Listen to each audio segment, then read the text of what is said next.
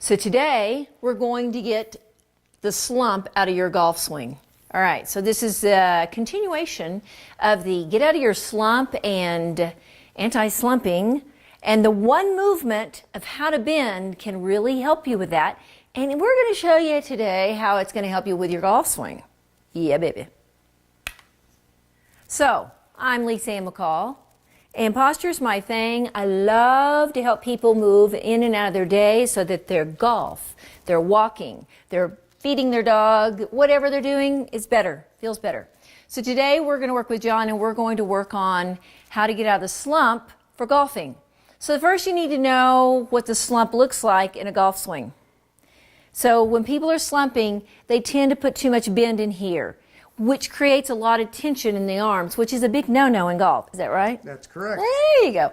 So we want to get rid of this thing. So that means we have to get in the hips. So we go back to the bending movement I showed you. So I showed John this little drill he can do when he's at home practicing a little bit his golf swing.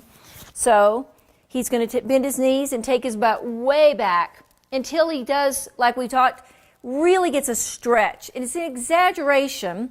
He can stretch his arms out some just to get, maybe if it feels good, a little stretch there. This is just a stretch, a drill, right? Mm-hmm.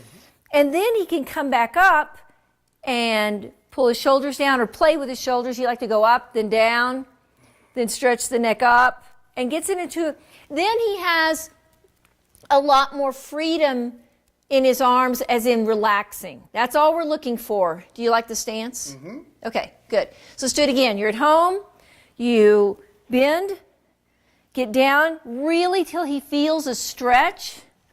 He can stretch out, if he likes the feeling of that stretch, and then brings the arms back, drops the shoulders down, and get into the stance. So that just shows you right in here how much different it is and how much the arms are much more relaxed they are. They really are.